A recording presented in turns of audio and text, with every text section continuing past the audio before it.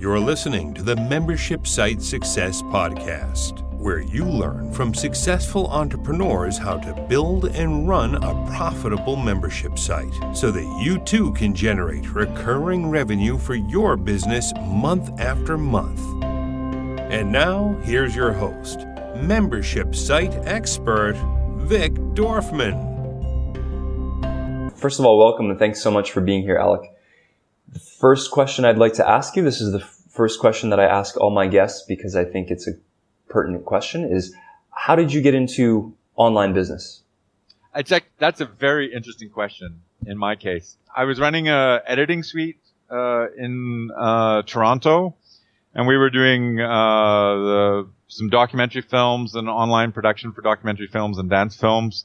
We had some films that we worked on going to Toronto Film Festival. It was lovely.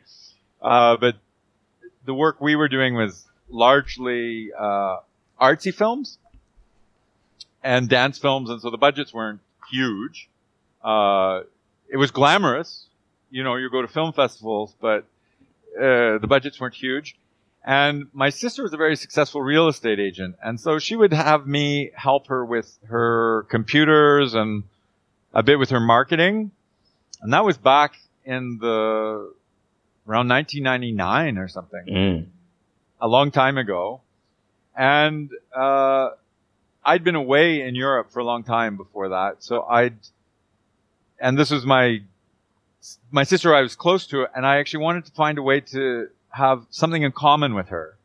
So I started to help her more with this marketing, and that led to me I'd already done a website for my production company, and that led to me doing her real estate website. And I'd had a lot of experience as a television producer and a commercials producer in Moscow, where I ran television for Saatchi & Saatchi & Gray advertising. And so I knew how to do marketing, and we quickly became the best in Toronto for these real estate websites. And everybody wanted to have a website like my sister did, and so suddenly I had this online business. So you built it yourself personally? Yes. I have reasonable technical skills, and I actually used to build all the websites myself with HTML, CSS, and what was a big part of my early website building was something called server-side includes, SSI, which has been replaced by PHP and dynamic websites. But server-side includes meant that you could put the menu on one side and just make a little call to that server-side include, and it would be instantly put into the page. And so it led to very fast websites. In fact, websites used to be a lot faster than they are now, because you were very close to the metal. Yes, definitely. I know you have a bone to pick with WordPress. Maybe we could get into that a little bit later.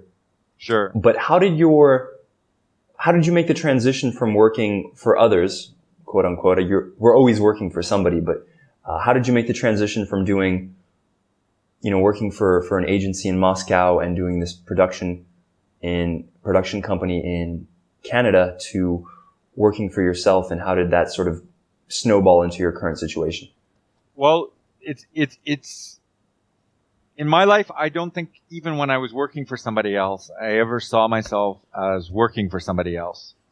Before I went away to Europe, I had actually directed plays that were semi-professional productions, with week-long runs and ticket prices and full houses, and fairly reasonable budgets. These, again, were done as part of university. Like the university was giving the space, or the Royal Ontario Museum was giving the space, but ultimately I was responsible for the budget. So I'd already had this mentality of doing things as if you were doing it for yourself. And then when I went to work for these advertising agencies, I did it the same way. I got into some interesting conversations because I would come in, I would get everything done, and I would have no time. I was working 12 to 16 hours a day for months on end, and I would no time to hand in my expense reports. And I was making a good salary. So I would literally, if something was needed, I would just pay for it and pay for it and pay for it. And it was all billable back to the client. But normally an employee wouldn't do that. Normally an employee, but then nobody was nearly as efficient as I was, because if something needed to be done, I just did it right away. And so when I set up the editing company, I had that way of thinking already. And when I started taking on these real estate clients, I was already working for myself. I mean, I think it's a mentality you should never, ever, ever have, is the employee mentality. If you're an employee now and you have an employee mentality, you should get rid of the employee mentality. You should work in the person's company whom you're working for as if it was your own company. Because then, someday, and relatively soon, you will be ready to run your own company. Yep. Whereas if you live in that employee space and that employee mentality, when you do go into your own company, you will really, really struggle. So, okay, but how did that lead you into Folio Vision in your current project? Oh, actually, Folio Vision wasn't supposed to happen at all. Ooh. What a Star Trek-like statement. Yeah. I'd moved back to Europe because I'd done a dance film with an Austrian dancer named Anna Hein, who was brilliant. And I brought it back to Vienna to edit it. And I was actually planning to stay in this dance film and arts thing. And the websites and real estate was just a part-time job, so to speak. But the problem was, and this is something that will happen to people, problem was I was really good at it. So I would just be trying to do it on the side to make sure that I could pay my rent and have my cameras and live a reasonable lifestyle, even though I was doing these arts projects. Mm. But people would demand to work with me. Literally, they would demand to work with me. I told one guy 4 or 5 times, I don't do insurance.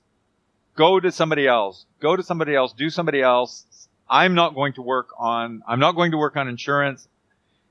You're a nice man. I'm very grateful for the referral, but I'm not going to do it. And then actually he insisted so much, I finally ended up doing it. For a lot of money.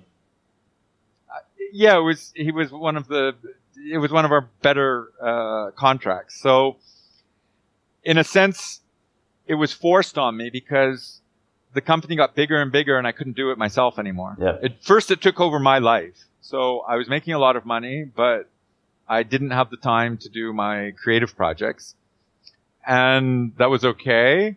But then it actually took up so much space that either I had to hire people and build a company or stop doing it or commit suicide. But, you can only work for 14 or 16 hours a day for so long.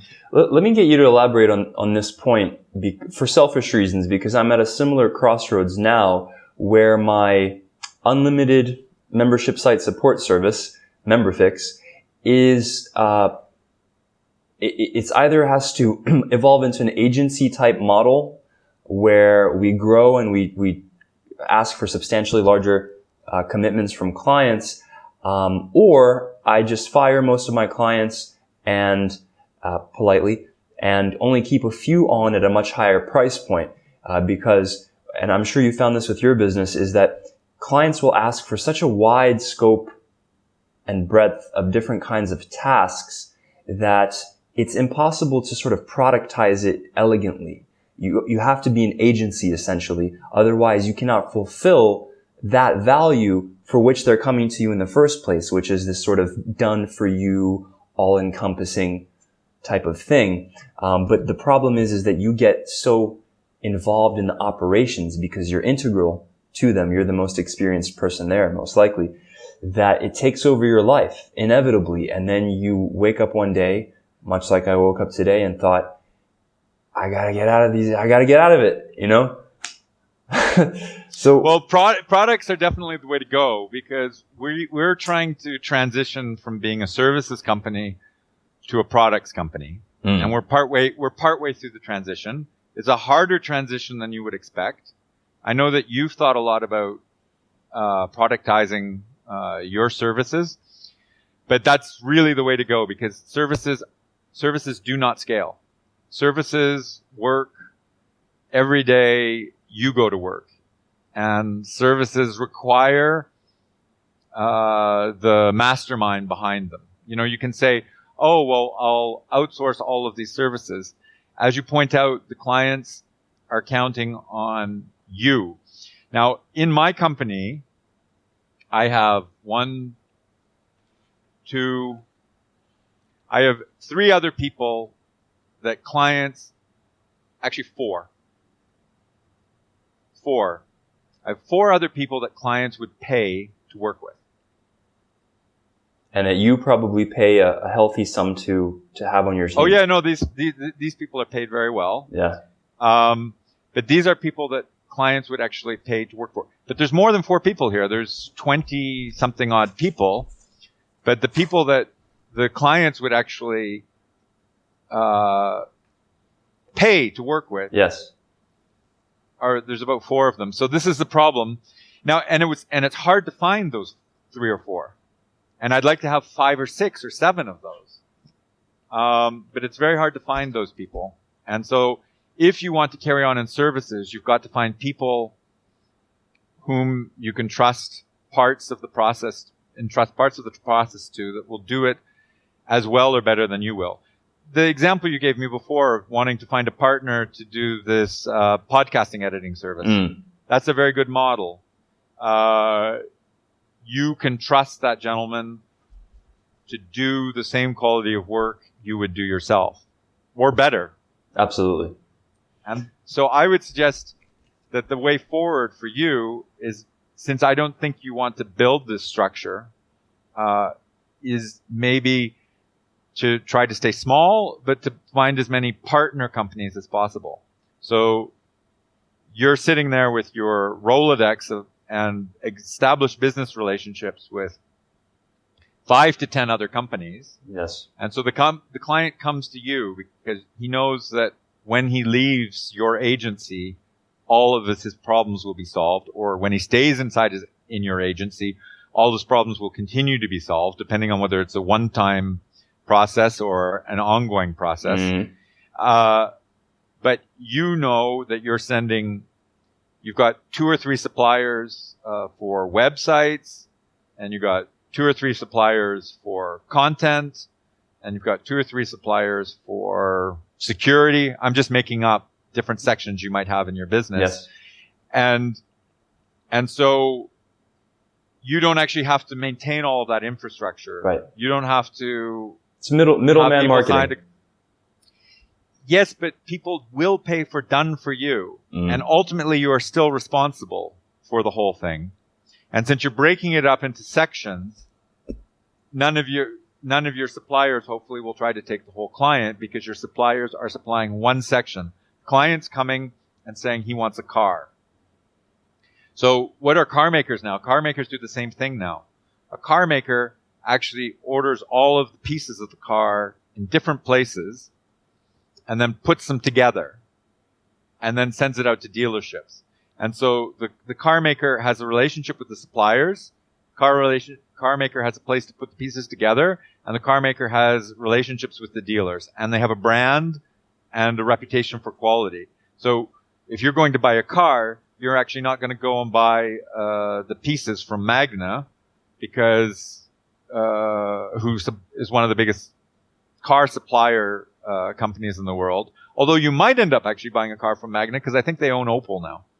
So they actually tried to transition from being suppliers of the pieces to suppliers of the whole vehicle. But the place where for you to be is the supplier of the whole vehicle. And people want that feeling of going to one place and having it done for it. But even if you look at Amazon actually isn't making very much. They do make a few things now, but they're not making very much.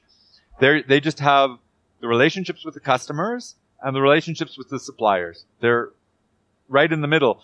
So I think you're underestimating the value of being in the middle if you can retain your integrity and you can retain your brand.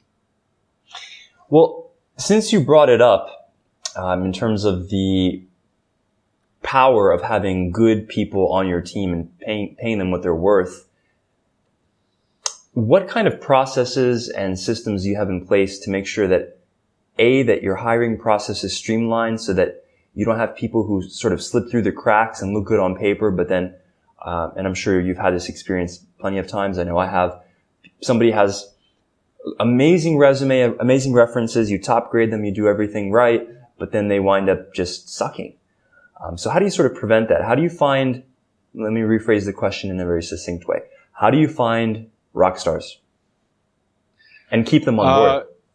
Well, it's partly a question of finding them, and it's another question of actually producing them, because somebody who is a real honest to God rock star probably is already employed. So you actually have to be looking at people who have the potential, and then you have to develop that potential in them. In our company, we have a lot of trouble working with people who need a lot of supervision. It's like Google here, that people actually have to be self-starting and have to like to accomplish things themselves. When we take people into our company who want a lot of instruction and want a manager sitting over their shoulder, they usually fail. So what we are looking out for now is to make sure we don't hire people like that anymore. And I mean, they can be good looking, they can be nice, they can be well liked by their colleagues, but if they don't actually like to work independently, they will probably not succeed here. Now, do you follow a strict process, like literally an SOP that says, okay, look for this, test them on such and such, or is it a fairly intuitive process that I imagine you might even do yourself? No, our hiring process is actually pretty advanced because we were larger at one point. We do a first triage.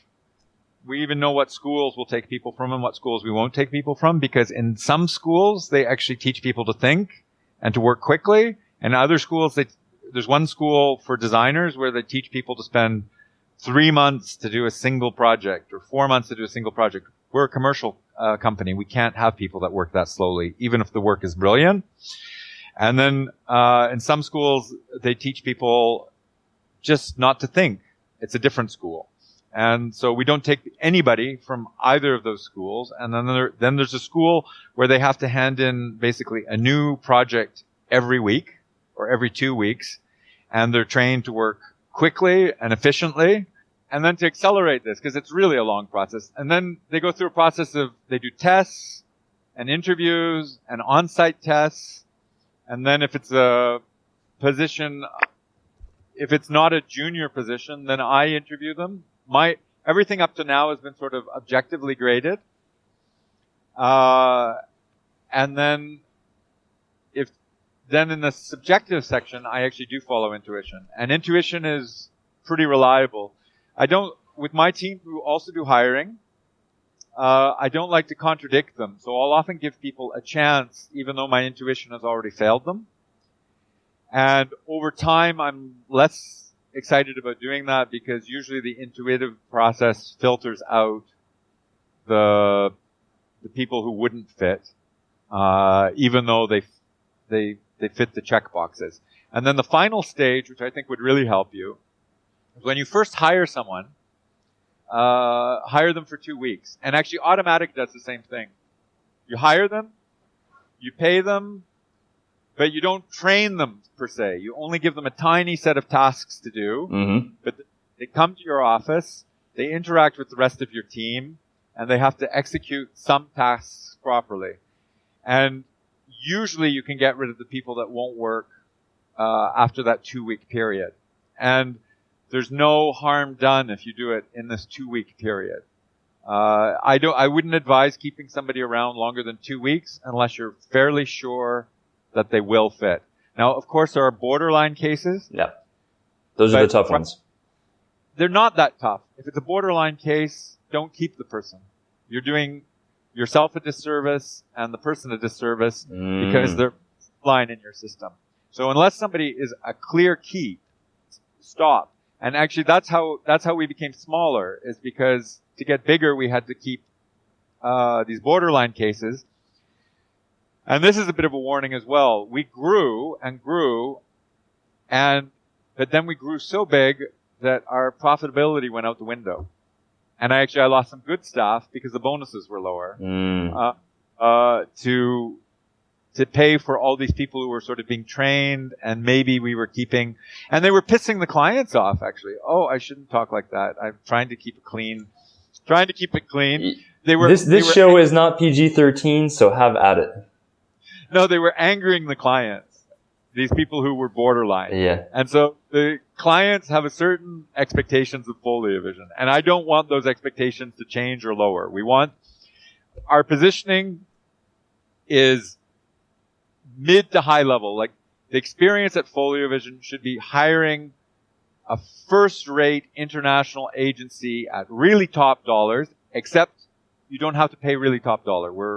We offer good value. So, but the service shouldn't be any worse than the most expensive agencies in New York or Los Angeles or London. The experience shouldn't be worse. And so by having these marginal people, we had a couple of big corporate clients not have the best experience with us.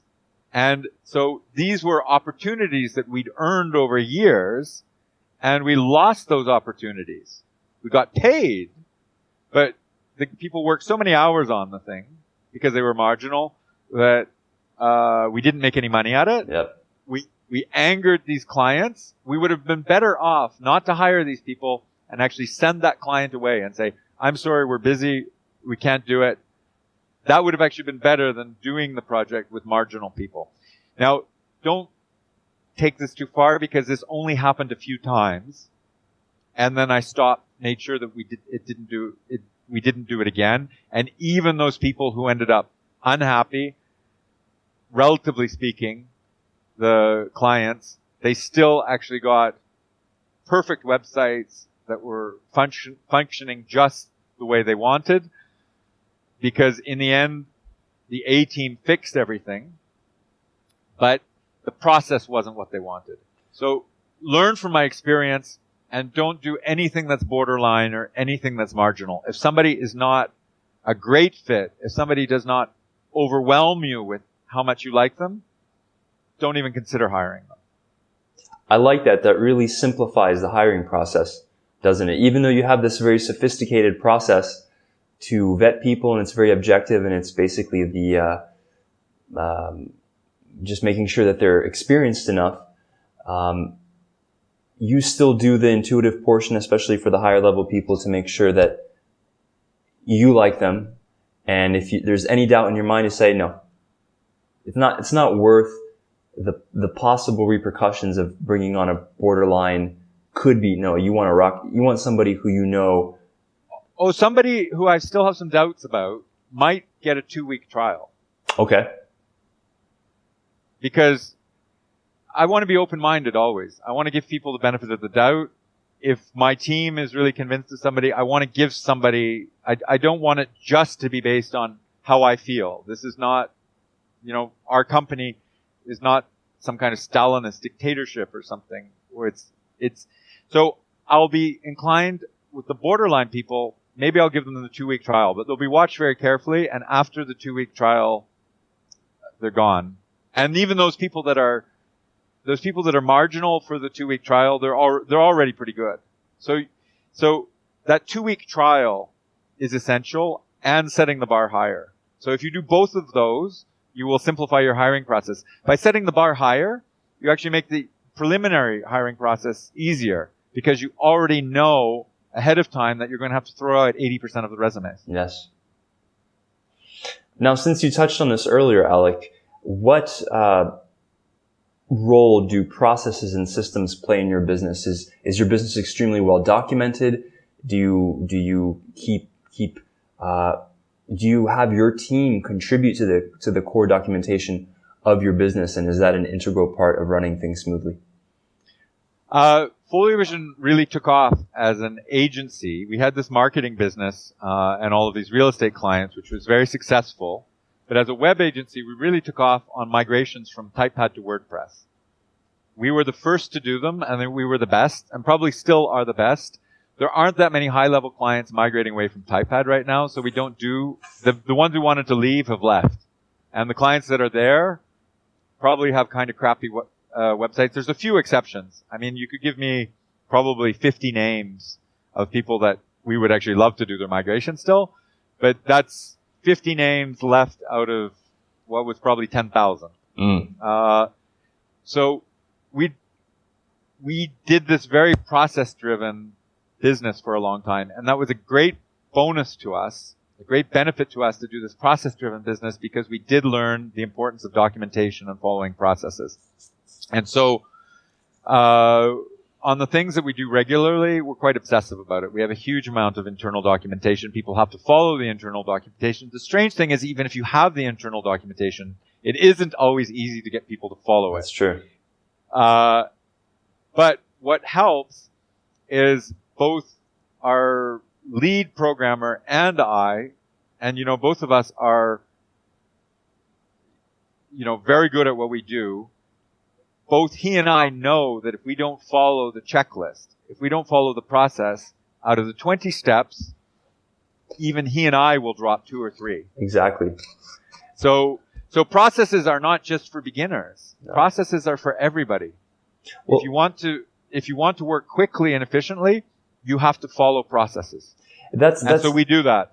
It's kind of like, you just said, I'm very good at what I do, and I believe that anybody working at a high level probably has that confidence, but that doesn't change the fact that we are fallible and that there are certain limits to the way that our minds operate, that have been explored at length in books like Work the System and the Checklist Manifesto. But the closest parallel I can draw is with surgeons, with ER surgeons, is that they found that once they started instituting these checklists, and they did it as a pilot program in a few different hospitals around the world, that even the top level surgeons routinely missed extremely important little bits in this process to make sure that infections were kept at bay, and implementing just a simple checklist in a hospital could reduce hospital deaths over the course of a year drastically by hundreds of percentage points. Well, why wouldn't that be the case in business, where basically... It is the case in business. It is the case in business, exactly. You're making yourself more efficient. There's so much on your plate.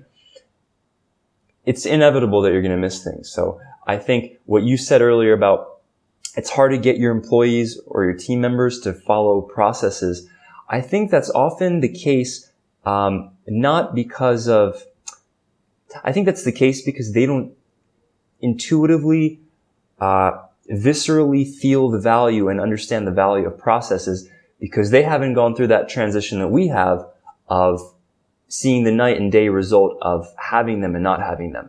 They're just told to follow them, and they're sort of self-starters, and they're probably thinking like, I don't need a process. I'm a ninja. But you can sort these people out pretty quickly, because they will get caught with their pants down a few times within the first month.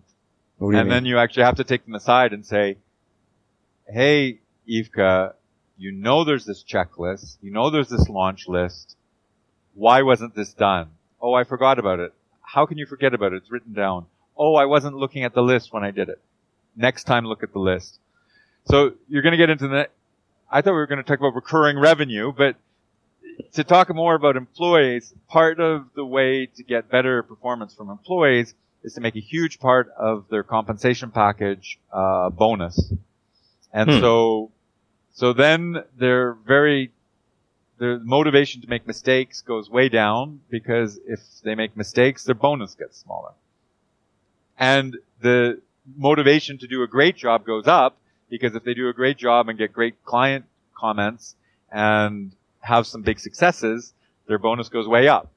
Okay. And so we're really talking about a bonus that could be at least 100% of salary, actually. Wow. At the top level, they could double their salary by doing a really great job, and they could end up with nothing extra if they do a really poor job. I've experimented even with penalties, but very rarely. Penalties have to be deliberately sort of sabotaging something. You mainly do it with bonuses. Okay, so... And usually if somebody got a penalty, they'd probably be fired. But if you don't want to fire them, you have to give them a penalty. Okay. It's kind of interesting little details about because as a business person, even whether you're running a membership site and you want to grow it to six or seven figures, or you're running a services business or an agency or some hybrid of the aforementioned, you sort of have to be this jack of all trades at the top. You have to be, like you said, this mastermind, and you have to understand these intricacies when it comes to HR and intricacies when it comes to content and marketing and sales. And you have to be kind of good at all of them, or at least have people on your team who you can come to and say, like, you're the expert at this, sort this out for me. And they're going to do it. But since we started moving into recurring revenue, you're champing at the bit. Let's talk about your software business and how you sort of transition from pure services, as I understand it, to offering a recurring software mainly based around your video player. Okay, well, we always have done a fair amount of recurring revenue. In terms of retainers? Yeah, because we have marketing clients for whom we do work every month. And I was thinking about recurring revenue, and if we didn't have this recurring revenue, which is quite high end, some of our projects would have been difficult to implement because we wouldn't have had the stable income every month. With the recurring revenue for the marketing and the permanent clients, it was always a fairly steady level, and we could actually make twice as much on the development side in any given month. But that would go up and down. And so having that backdrop of recurring revenue that basically got the rent and the salaries paid provides a lot of freedom to do better work elsewhere. So recurring revenue, I think you're really onto something, that recurring revenue is an essential part of a successful business. And so we have this recurring revenue from a few clients on the high end. Now, it's a very labor-intensive service. So I'm not even saying it's all that profitable, even though it's very high end. There's a lot of work to be done every month to make that money. But it does provide a lot of stability. So now we're trying to do recurring revenue at the micro level, because the video players are $75 a year. And actually, it's $75 to buy, and then it's $50 a year after that for updates and support. Mm-hmm. And so it's actually difficult because somebody's paid $75 and you now actually have to provide support and service to them. And this will actually destroy most software companies. And what we've done to make this work is that if you're using the free player, you can ask questions in the forum for free and we'll answer them. We might answer them in a week or 10 days. Like, you'll get some kind of response, but you might actually get a real response to your question a week or 10 days later. If you're a paid customer, you can directly send stuff to us by email. And we will answer that almost immediately, like within hours. I've actually, sorry to interrupt, but I've actually contributed to your forum, and I've also found that there's a bit of a community brewing there from these folks who have purchased at the first tier that chime in, and as I have done, to help the people who are having issues. So sometimes you don't even have to directly get in there because it's sort of taking care of itself. That's beautiful when that happens. Actually, we should encourage more of that. It's nice that you pointed it out. We should encourage more of that. I'll have to think of how to encourage more of that.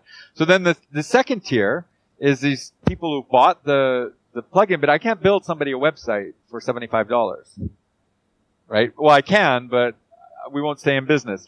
So those people can actually also book pro support incidents. So if we actually have to go to do a bit of work on somebody's website, you can pay us another $70 and we'll actually go in and fix your problem hands-on instead of just telling you how to do it. Some people want to just be told how to do it. We're happy to do that. And then some people want somebody to actually fix the problem, to set up Amazon S3 for them, set up at CloudFront. It takes, even if you know what you're doing, it takes an hour to do it properly. It's a bit convoluted. Yes. And to test it, right? You can theoretically do it, but then it doesn't work and you have to see why it doesn't work. There's a lot of variables. And so we also have a service where we charge people to set up Amazon CloudFront for them, for example. And then we've recently sold some video membership sites. So where the person actually then pays us $1,500, and we set up the whole video membership site, including testing all their payment systems, including testing their membership things, including training them. And so you think $1,500 is a lot of money, but I think it's super cheap. Was my first thought. $1,500. You should be charging $15,000. Well, we actually have Netflix in a box for $10,000, which we have not ever sold yet, and I hope to God we never do, because I don't know how we're going to build Netflix in a box for $10,000. The first person who buys that is actually going to get $50,000 of development for $10,000. The value of it, though, is that after we do it the first time, and we have to do it again, we'll actually be able to do it very efficiently. Yes. But this Netflix in a box, it's on our pages of additional services under the player, Overdelivering.player, and then there's extra services or something. I'm hoping that nobody ever buys that. Even though it's the most expensive thing we have, it would actually be the toughest one for us to do. I'm going to talk to some of my bigger clients and see if I can pitch them on a video. Netflix in a box? Yeah. I was sort of kidding about it. I mean, we'd actually be very excited about Sure. having somebody who was really serious about doing, a high-end video site like that, where everything works and it works like Netflix. We'd actually be very excited about doing it, because part of the reason that Overdelivering is successful is that I'm actually really excited about this technology. I love to help people communicate. I love to make advanced technology work simply for people. And so I think if you were asking what the secret of a successful business is, I think at some point, I've read some of these same books that you've talked about just having a process and perfecting this process, and the system will win and you will have this very successful business. That's missing one ingredient, which is the passion for the thing that you're working with and working on. I mean, going back to Amazon again, Jeff Bezos, he's actually obsessed with retail marketing. He's really passionate about providing great customer service and really low prices. It's not just an act for him. The guy at the top of the poll, he's really excited about it. If you talk about then the success of Apple, for instance, Steve Jobs was really excited about technology. He actually had he invented a lot of the patents for design. There was a recent one that I was, the MagSafe. Actually, do I have enough power to do it? Yeah, I probably do.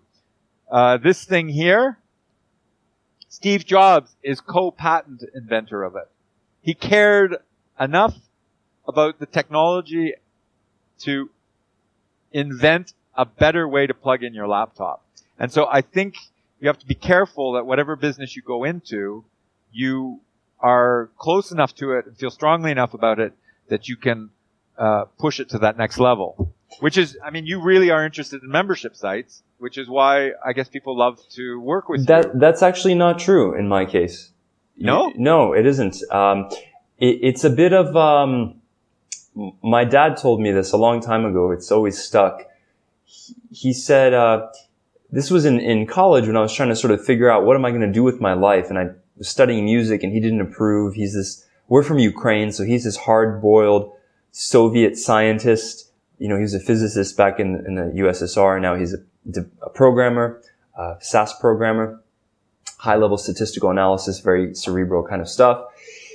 And so he said, well, why don't I teach you programming? And I immediately viscerally felt that this is not interesting to me at all. I tried to dabble it a little bit, but I'm just not interested in programming. And he said, no, come on, you got to try it. And I just refused. And he says, there's a Russian saying, the appetite comes with the food. And that saying is true. It wasn't true in that case because after about an hour I said, fuck this. But I think the appetite really does come with the food. Sometimes you get pleasure out of doing something well and out of being one of the most competent people in your sphere. And I do derive tremendous pleasure from that. But For me, it's very much a means to an end of doing something that I'm much more passionate about, such as music. You mentioned your creative pursuits, and I don't think it's necessarily required to be quote unquote passionate, but you do have to derive satisfaction enough to where you keep bettering yourself and educating yourself and being the best in your sphere. At least that's my case. For everyone, it's different. But since you brought it up, I thought I'd give a little bit of... No, it's interesting that you give me the counterpoint. But I think you would be more successful, Vic, if you would then do membership sites in the music area. You are reading my mind, man, because that's exactly what I've been considering. I went to a conference, and the viewers and listeners might find this useful as well. I went to a conference recently, a business conference, and one of the speakers was John Logar, who, I don't know if you know him, but he's this high-level consulting guy. He teaches people to get 6-7-figure clients, 5-6-7-figure clients. And the way to do this, the way to get entree into these bigger clients is basically to go where they hang out, which is associations, events, trade shows.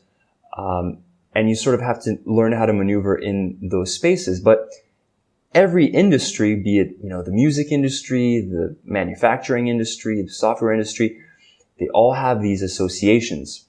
And you can actually go to these association websites, find the listings of high-level executives and CEOs, including their name and email and phone number, and get in touch with them. Say like, look, what is it that you are going through right now? What can I help with? Find out what they need, craft a solution, and sell it to them.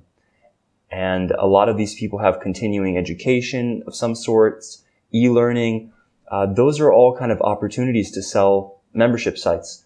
So just to go to your point. But I want to get back to you. Yeah, but if you would have more fun. It's not just a question of being more of success, but you would actually enjoy it more if you were going to music gatherings. You have a certain expertise in membership sites. And if you went to music gatherings, you would have an affinity with the people. You would have experience. Music is an area where people need membership sites badly. And, membership sites is a big topic, but membership sites in the music industry for small to medium-sized publishers, it's a great area, and it needs its guru. And so I would suggest that to take your success to the next level, find a way to bring the passion back in. Get my groove back. Is that what you're saying? Yeah, you gotta love it. Okay. I will put... Sorry, I was just going to say I will put that in my pipe and smoke it. Going back to the employee thing and these excellent employees and these standards and everything, this is the way to run a small company. I don't know how people run companies with 1,000 people in them or 5,000 people in them, because you won't be able to universally enforce these same standards. No, you lose control of the culture. You lose some control of the culture, and unless you're in a superbly profitable business, you won't be able to hire that many A-level people. I think Google says they do it, and I think Apple says they do it. I don't know if it's true or not, but the processes we're talking about work in boutique-sized companies. So they don't scale linearly, is what you're saying? No. No, you can't have the boss of the company interviewing everybody and monitoring their individual progress, right? In a bigger company. So you'd actually have to hire people who could do that for you. And I don't know about successfully giving away control at that level. Like I don't know how you do it. Larry Ellison does it. He runs a company called Oracle. I read his biography. They've sold a lot of really crappy products over the years. But he manages to retain really big clients and charge them again and again, year after year, to fix the bugs in his crappy software. And he manages to have, I don't know if it's 3,000 or 10,000 people working for Oracle all over the world. And he does it, but that's a different category of work. And remember, it starts with him being able to really extract big bucks from his corporate clients so that he has the means to be able to hire a lot of expensive people. Mm. Well, you mentioned Oracle, and I want to kind of get into tools that you find indispensable in your business. What are the tools, apps, maybe even physical processes and tools that are indispensable to running your business and running it efficiently? We tried to cut back, and there's one app that we use now which is core to our business. It's teamwork.com. We were originally big Basecamp users. I love Teamwork. Do you? Yeah. Teamwork Desk is great. Yeah, so we use now, and it's fantastic they've added these products. We use the desk. We started with the project management, and then we use the desks now, and we use their chat. I have to say, okay, we love the projects. We like the desk a lot. It's a new product. And we hate the chat. But we still use it because it's a single login. Yeah. And so it's simplification. It used to be, until recently, we had our own chat server. And we had Freshdesk, which I only have good things to say. If you're not using Teamwork, Freshdesk is probably a slightly better help desk than Teamwork Desk. They're competitive. One Teamwork Desk is probably a little bit simpler and easier to use. Freshdesk is probably a little bit more powerful, but they're both good solutions. But we moved to Teamwork Desk to be able to have everybody with a single login. And what they've done with Teamwork Desk, which makes it awesome, is they will bill you per ticket. And so that means I can have all 25 people in the company in Teamwork Desk, whereas Freshdesk wanted to bill me $15 a month for everybody I had in the system. Ooh, yeah. And so then I'm paying $500 a month for I couldn't bring all the people into the system. So we only had a few of us, which made it less efficient for us. So Teamwork is awesome. Their desk is a great solution for a help desk. I wouldn't move away if you already have a convincing chat solution, whether it's HipChat or Slack or something else. Or even Homebrew. I wouldn't rush to the chat, but the single login helps us. What we don't use any Adobe software anymore. We have some legacy licenses when they were still selling licenses. There's no way we're paying $70 a month per workstation. That's medieval serfdom, where you pay every month to have just a single desk. You'll say, well, Teamwork, you're paying for it every month. Teamwork, we pay $150 a month, and we have 50 people in it and 500 clients. So it's the different numbers. But what Adobe is offering is medieval serfdom, where you actually don't own your tools. And so we won't even support it. We'll have nothing to do with that. What else do we love? We love small developers. Let me go over to my other screen here. We use these little Mac things like Witch from Manytricks, and we use something called Typinator. Typinator is from a little company called Ergonis here in Austria, and all they do, they have a few apps, but the key one is this text expansion utility. So I have this huge library of things that I say all the time, or boilerplate, and I just type a few characters and out it comes. I can go through, thanks to Typinator and Keyboard Maestro. It's an Australian guy down closer to you. Peter and Lewis, he was the guy who wrote the original Interarchy FTP program. Keyboard Maestro lets you create macros for your computer. So I can press a combination of keys and it will go through 7 or 8 steps for me. Wow. And what's awesome about it is when you use things like Typinator and Keyboard Maestro properly, I can go through 300 emails and read and reply to 100 of them in about 2 hours. Wow. And some of those replies are 10 or 15 minute ones. So it's not like all of them are little ones, but because I'm saving so much time on the little ones, I then actually have the time to reply at more length to the ones that require more time.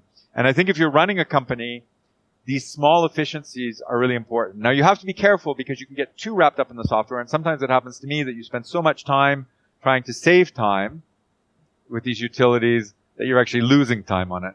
So, but those are some, we love to support small publishers, like small software houses, who are creating very specific utilities. Another way, great efficiency we have, we don't update our OSs. We have a few machines running on the latest version of, like we have a few machines running on Yosemite. I don't think we have any on El Capitan. And we have, then one more on, Mavericks. I happen to have one on Mountain Lion for testing, but everybody else is actually all running Snow Leopard. For example, and we save enormous amount of time because our computers, they just run, and that we don't have to spend all the time updating them all the time. So you try to avoid updates. Our Windows computers almost all run on Windows 7. So nobody has to wrap their mind around on Windows 8 or other such trouble. So I would say you try to get good software and stick with it without getting into this update hell. The other thing is don't use too many tools. Try to keep your tool box. Try to have the tools you need to do your work really well. And if you have a tool in your box, learn to use it well. All very sound advice. I'm definitely going to check out Typinator. That sounds really awesome because I answer a lot of email and it sucks. I don't know anybody who likes email. But I think we're kind of running short on time. There's a lot of things I'd like to ask you, but I think I'm going to leave it at 2 final questions. And the first one is that I noticed that you're very vocal, you're very opinionated, you have a strong force of personality. This is one of the reasons why I wanted you on the show. And you just actually sort of demonstrated it because you said, look, we don't use Adobe, because screw them, that's why, in a sense. And that's not what you're saying, I know, but what I mean is you have your terms and you're going to stand by them. And I'm curious how that sort of affects the culture of your business and how you believe that influences your success as a whole and your effectiveness as a business person and as a leader. Actually, that's interesting because I guess if we were really a corporate company and we were based in Silicon Valley, I wouldn't actually be able to say that because the people at Adobe would then try to stop us from working with other corporate clients. But because we focus on small and medium-sized businesses, those small and medium-sized businesses, they're not really concerned. They're getting screwed by Adobe as well, and so they don't mind me saying it. So if you want to work in a corporate environment, you probably have to be more careful. But I'm not worried about working in a corporate environment. I'm worried about making the world a better place. And so it's a small step, but an important step is to making the world a better place is breaking the Adobe monopoly. There's no reason that some company that cares not at all about us and is working for its chief executive officers now and its shareholders, there's no reason that that company should have a monopoly on creative tools. And so how does it affect our business? Yeah, I guess people who are really straight-laced would be less comfortable here. But we wanted to get a parrot recently for the office because I guess our office is a bit like a pirate ship. We're like the nice pirates, Robin Hood, so to speak. We didn't talk about WordPress today, but I think WordPress has become this huge racket to extract money from people who just want websites built. The constant updates, the constant sites breaking, the constant security breakdowns, the constant database problems. This is nonsense. It's just extracting extra money from people who want a simple publishing tool. And so I see Folio Vision as sort of a Robin Hood entity trying to make the world of technology less expensive and trying to make the world of technology more accessible and trying to make the world of technology more sustainable. It's a big vision. Well, yeah, that's the best kind, no? I think so. I think what I've seen, and maybe you've seen this in your various businesses, is that mindset will take you a long, long way. And as your mindset evolves, I don't mean to get all woo-woo, but I think there is a bit of a law of attraction effect that, look, you feel that your goals grow, your vision grows, and you start moving in that direction, and the stars sort of start aligning. You just, I'll give you an example. I didn't think 2 years ago when I started, or 3 years ago, I should say, when I started this business, and I was doing freelance work for $15 an hour, I didn't think that I'd be charging $250 an hour a few years later, or that I'd have, $1,000 clients on retainer. It wasn't in my reality. And right now I'm thinking $20,000 client is kind of out there, but, now I'm starting to think, well, maybe it's not so far-fetched as long as the value exchange is there for both parties. So mindset is huge. Mindset is huge, but you can both overestimate and underestimate mindset. For example, that was really great that you did those years at $15 an hour and got really good at what you did, and you can actually add that value back. Exactly. The danger is people take mindset and they take marketing and they say, okay, I'm going to learn how to extract this money from clients, even though I'm not providing commensurate value.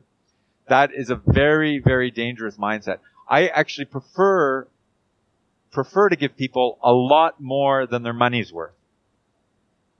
That brings up sort of an interesting question, which is, if somebody's willing to, and this is going to get into economic discussion, but if somebody's willing to pay you X amount, then doesn't that prove that you're providing commensurate value? Otherwise, they'd stop paying you. No, you can trick people into paying money that they really shouldn't be paying. And actually, a lot of the other problem is a lot of high-end contracts in my field in web development are actually used as money laundering. The government pays somebody $1 million or $300,000 for a website, which should really cost 10, 15, I'm being generous, 10, 15, 20,000, even done properly. Okay, fine. Maybe this website, which cost $1 million, should cost $50,000, 50,000 euros. So there's a lot of, you see, this is the problem. As you go up the scale, and that's why the U.S. defense industry, for example, is bankrupting the entire country, is because they're paying billions of dollars per plane now. It's insane that the product can't cost that much money. So to say that always because somebody's willing to pay that amount of money that you're providing that value, I don't think that's true. Okay.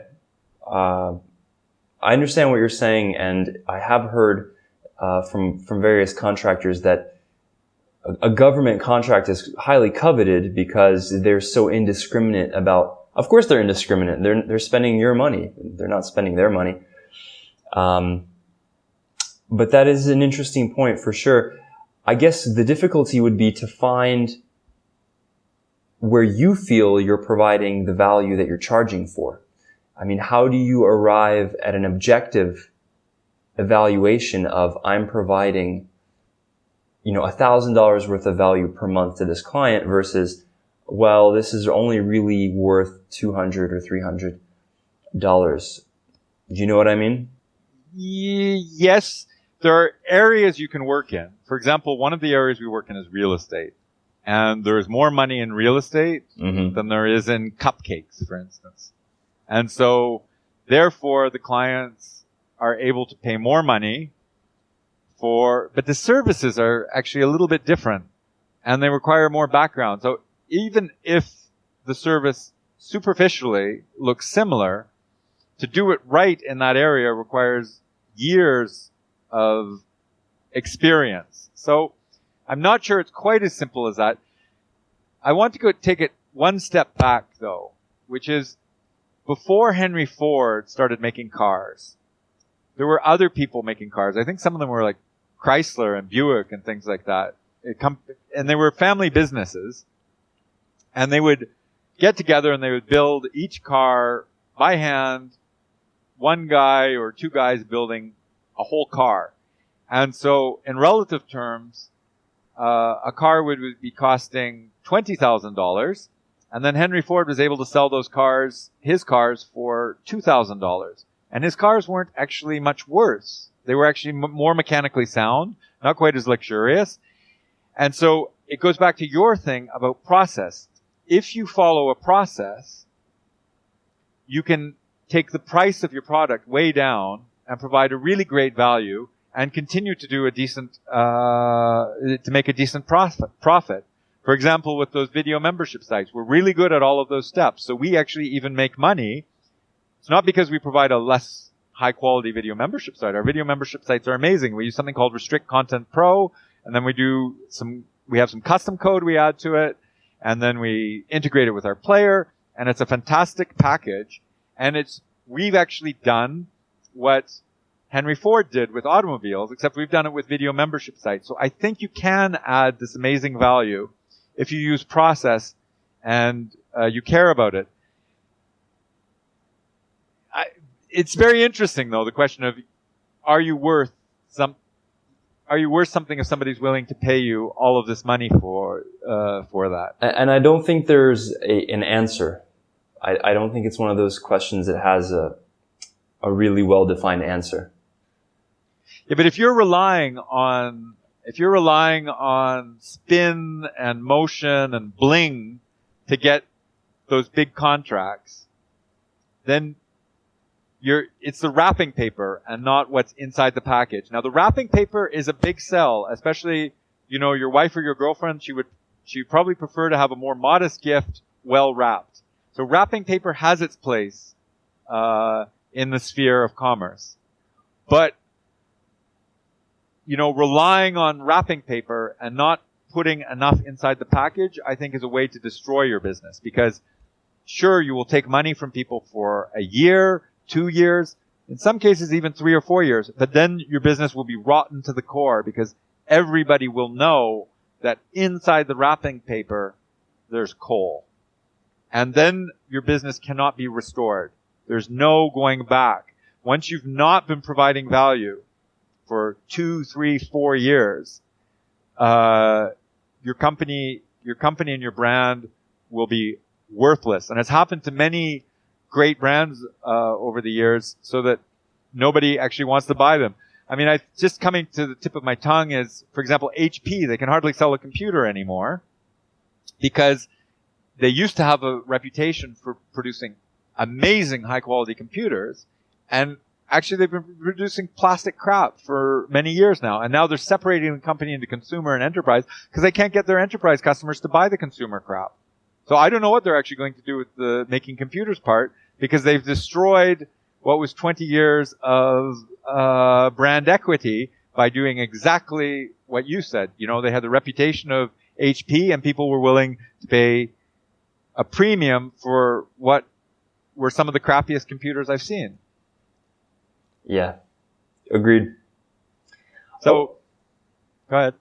Okay, so on that note, if we could wrap up, what would be the kind of top of mind, general, cliche, but not cliche business advice that you could offer to people who are trying to make... And by the way, also one thing I forgot to mention, I'm glad I just thought of this, is we were talking about recurring revenue and why it's so important for people who are looking to sell their company down the line. And sometimes you're not even aware that you're going to, but some people just wind up selling their companies. Probably the most valuable asset of a company is the recurring billings, in addition to maybe any Rolodex you have. So if you could sort of leave people with your nugget of wisdom in terms of building a recurring revenue business that's profitable and sellable and fun to work in, please share that with the listeners. Well, I think we covered a lot of it. You should pick an area that you do care about, because it'll make it a lot easier to go to work. And then you should make sure you like your customers as a group and as individuals. And then you should work with people that you also like. That's how you add the fun to it. And the way you make a recurring revenue business easy to run is by offering real value. By making what you're offering actually worth many times what you're selling it for. You know, a lot of these people talking about how to make money online, they're talking about how you can get people to pay. You shouldn't have to get people to pay. I have a lineup of people outside my door who want to have us build things for them. We cannot build the things fast enough as the line grows. Why? Because we do great work and people come to us just by word of mouth. And so I would say offer that kind of value and the customers will line up. Stop thinking about how to extract the maximum out of your customers and think about how you can do the maximum for you. If you worry primarily about your customers, you cannot help but be successful. That's a tweet right there. Good stuff, Alec. Great talking to you, Vic. Wasn't that scrumptious? Thanks for listening to the Membership Site Success Podcast with membership site expert Vic Dorfman. For oodles of free tips, tricks, and tutorials on crushing it with recurring revenue, go to www.vicdorfman.com. It's what all the cool kids do, and you do want to be cool, don't you? See you next time.